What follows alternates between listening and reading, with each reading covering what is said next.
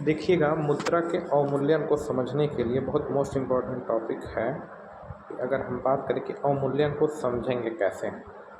सबसे पहली बातें आप याद रखिएगा, अवमूल्यन का मतलब होता है गिरावट, या इसको दूसरी भाषा में बोलते हैं कमी। अवमूल्यन का मतलब होता है गिरावट, या दूसरे भाषा में बोलते हैं कमी। सर जी, किसकी गिरावट?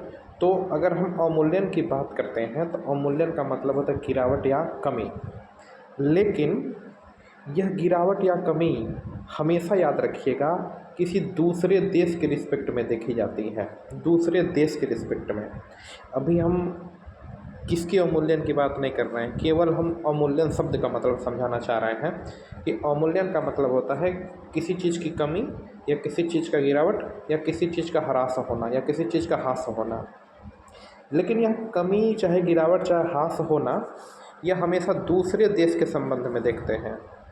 मतलब हम अपने देश के संबंध में नहीं, केवल भारतवर्ष में नहीं, अलग अलग देशों के संबंध में हम इसको देखते हैं कि कब कब गिरावट हुई है। जब भी अवमूल्यन की बात हो तो हमेशा याद रखिएगा दूसरे देश से, किसी अन्य देश से तुलना होती है, किसी अन्य देश से तुलना होती है। अब हमारा टॉपिक आ जाता है मुद्रा अवमूल्यन, यानी कि मुद्रा की गिरावट को हम लोग पढ़ते हैं मुद्रा का अवमूल्यन। जो हमारा टॉपिक है वह है मुद्रा का अवमूल्यन। मुद्रा का अवमूल्यन, देखिएगा पहले इसका मतलब समझ लीजिए, बहुत टॉप लेवल का है कि मुद्रा का अवमूल्यन होता क्या है। स्पष्ट है, मुद्रा मतलब पैसा, मुद्रा मतलब पैसा या रुपया। इस मुद्रा का क्या करना? अवमूल्यन करना, यानी कि मुद्रा के मान को गिराना। सिंपल सा है, यानी कि मुद्रा के मान में जो कमी आती है, मुद्रा के मान में जो गिरावट होती है, उसे क्या बोलते हैं? अवमूल्यन, मुद्रा का अवमूल्यन। अब यह जो मुद्रा है यह गिरेगा कैसे, किसके रिस्पेक्ट में? तो याद रखिएगा कि जो मुद्रा है विदेशी मुद्रा की तुलना में, क्योंकि अवमूल्यन इस अवमूल्यन को अगर हम लोग पढ़ रहे हैं तो हमेशा किसी अन्य देश से तुलना होती है। यानी कि विदेशी मुद्रा की तुलना में, किसी अन्य देश की मुद्रा की तुलना में, विदेशी मुद्रा की तुलना में अगर अपने देश की मुद्रा विदेशी मुद्रा की तुलना में अपनी मुद्रा अगर गिरा दी जाती है, अपनी मुद्रा का मान कम कर दिया जाता है तो उसे अवमूल्यन बोलते हैं। आप एक बार मैं आपका ध्यान आकर्षित करना चाहता हूँ कि जब भी अवमूल्यन पढ़िएगा तो याद रखिएगा विदेशी देश की तुलना में अपनी मुद्रा का मान कम करना, यानी कि विदेशी देश की तुलना में। ऐसे नहीं कि यहाँ विदेशी देश होना चाहिए, किसी अन्य देश की तुलना में अपने मूल्य का, अपने मुद्रा का मान, या अपने रुपया का मान, या अपने करेंसी का मान जानबूझ के गिरा देना अवमूल्यन कहलाता है। अब प्रश्न उठता है, क्या सर अवमूल्यन जानबूझ के किया जाता है? जी। प्रश्न उठता है, क्या अवमूल्यन देश जानबूझ के करता है, सरकार जानबूझ के करता है? जी। तो जब भी अवमूल्यन होता है यह अवमूल्यन जानबूझ के किया जाता है। अवमूल्यन का मतलब क्या है? विदेशी मुद्रा की तुलना में भारत की मुद्रा को जानबूझ के गिरा देना अवमूल्यन कहलाता है। चलिए थोड़ा सा और इसको बढ़िया से हम समझते हैं। आप थोड़ा सा इसमें समझेंगे, अगर ध्यान से देखिए तो यहाँ से एक चीज़ समझिए कि अगर हम बात करें, मान लीजिए कोई व्यक्ति विदेश से $1 लेकर आया, विदेश से $1 भारत में लेकर आया, और मान लीजिए सामान लेकर जा रहा है ₹70 का। सपोज करिए, या थोड़ा कम कर देते हैं, कोई व्यक्ति विदेश से $1 लेकर आया और यह भारत में कौन ₹60 का सामान लेकर जा रहा है। मतलब $1 में वो ₹60 का सामान लेकर चल जाएगा। मतलब जो हमारे यहाँ ₹60 देने पर मिलेगा, वो $1 देगा और ₹60 का सामान लेकर चला जाएगा। अब सरकार को लगा कि यहाँ अपने मुद्रा को गिराना चाहिए, तो अब वह अंग्रेजवा व्यक्ति, विदेशवा, $1 लेकर आएगा, लेकिन अब सामानवा लेकर जाएगा ₹90 का। अब सामानवा कितना लेकर जाएगा? ₹90 का। तो इससे एक चीज़ समझिए कि पहले $1 में $60 का सामान लेकर जाता था, अब $1 में $90 का सामान लेकर जा रहा है। ओकर खर्च $1 हो रहा है, लेकिन आपका जो ₹60 का सामान पहले लेकर जाता था $1 में, अब $1 में $90 का सामान लेकर जा रहा है। यानी कि जो ₹60 की मुद्रा पहले लेकर जाता था, ₹60 का आइटम लेकर जाता था, अब ₹90 का आइटम लेकर जाता है। यानी कि आपका जो पैसे का वैल्यू है ना, पैसे का वैल्यू बढ़ा नहीं है, यह रेट बढ़ा है, लेकिन पैसे की वैल्यू कम हो गई है। क्यों? क्योंकि पहले $60 का सामान लेकर जाता था, अब वही $1 खर्च कर रहा है, अब $90 का सामान लेकर चला जा रहा है। सोचिए, फील करिए, पहले $60 का सामान लेकर जाता था उतना पैसे में, अपना $1 खर्च कर रहा है, अब $90 का सामान लेकर जा रहा है $1 में। समझ रहे हैं। तो इसी ही जो भारत की मुद्रा है, जो भारतीय मुद्रा है, अब यहाँ पर देखिए भारतीय मुद्रा पहले 60 थी, $1 के बराबर 60 लेकर जाता था। अब $1 में 90 आइटम लेकर जा रहा है, 90 रुपये का सामान लेकर जा रहा है। यानी कि जो मुद्रा है ना भारत की, वह मुद्रा का मान कम हो गया है। और इसी कमी को सही भाषा में बोलते हैं मुद्रा का अवमूल्यन। क्या बोलते हैं? मुद्रा का अवमूल्यन। हाँ ठीक, चलो एक बार हेडिंग फिर डालते हैं, मुद्रा का अवमूल्यन, और समझ लेते हैं इसको अच्छी तरीके से। तो हेडिंग अपना है मुद्रा का अवमूल्यन। देखिए किसका अवमूल्यन पढ़ना है? मुद्रा का अवमूल्यन। तो मुद्रा का अवमूल्यन के मतलब हम क्या पढ़ेंगे कि किसी देश की मुद्रा अन्य देश की तुलना में अगर जानबूझकर गिरा दी जाती है, या किसी देश की मुद्रा का मूल्य अन्य देश की मुद्रा में जानबूझकर गिरा दिया जाता है, अन्य देश की मुद्रा की तुलना में जानबूझकर गिरा दिया जाता है, तो उसे क्या बोलते हैं? अवमूल्यन बोलते हैं। क्या बोलते हैं? अवमूल्यन बोलते हैं। इसको आप याद रखेंगे, ठीक है। अब देखिए अवमूल्यन से होता क्या है, अवमूल्यन से होता क्या है इसको समझिए। आप दो फिनोमिना समझिए, एक होता है आयात, किसे कहते हैं, और एक होता है निर्यात, किसे कहते हैं। आयात का मतलब क्या होता है? किसी अन्य देश से कोई वस्तु, आयात का मतलब क्या होता है? किसी अन्य देश से कोई वस्तु भारत में मंगाना। हम भारत वाले हैं तो भारत के रिस्पेक्ट में पढ़ रहे हैं। किसी अन्य देश से, देश होना चाहिए, देश होना चाहिए। अब ये नहीं कि उत्तर प्रदेश वाले बिहार से कोई चीज़ मंगाएं, आयात नहीं कहेंगे, क्योंकि आयात के लिए देश होना चाहिए।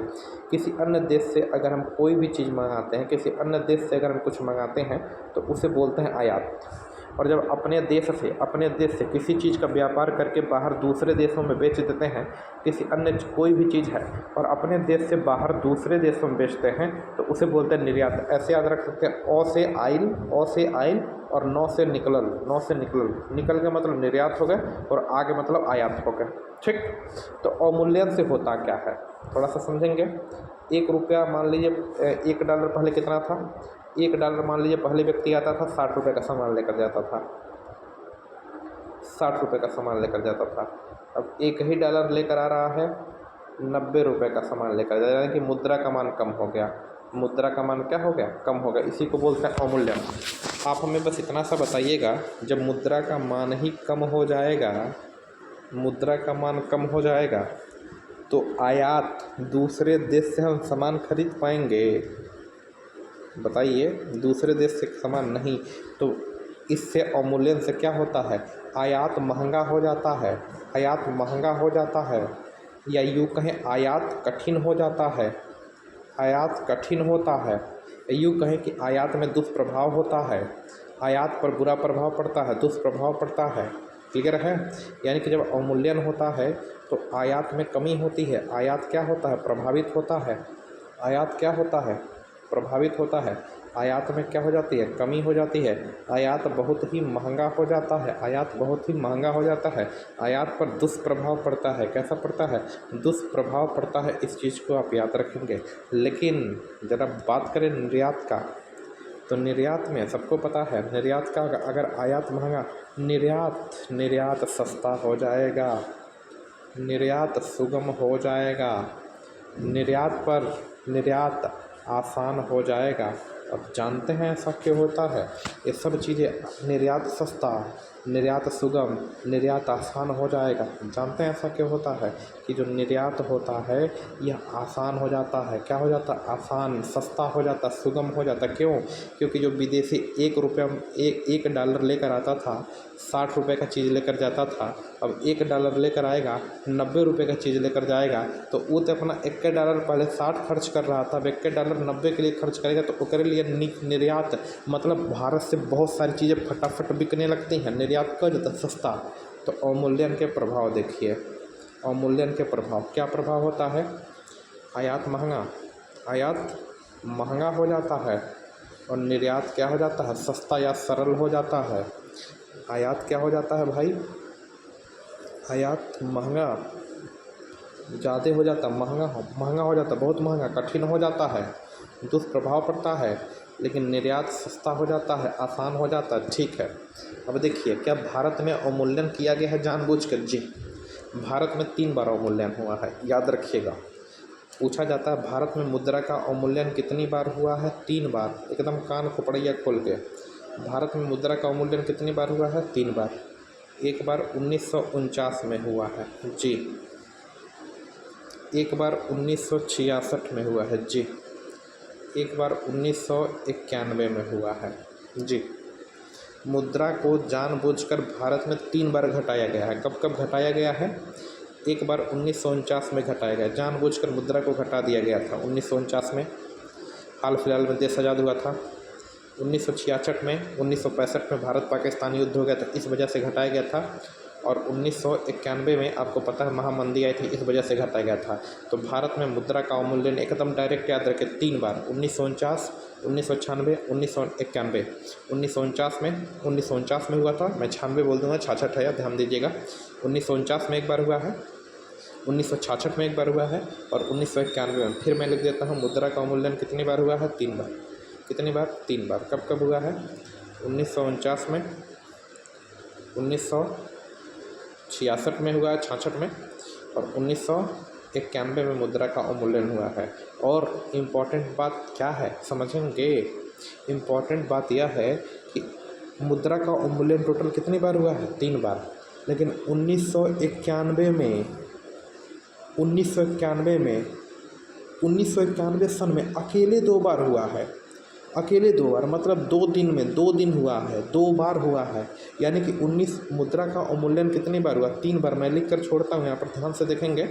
मुद्रा का अवमूल्यन 3 बार तो हुआ ही है। कब कब हुआ है? 49 में, 66 में और 1991 में। ठीक है, जो 1991 का समय है, जो 1991 का समय यहाँ पर समझेंगे,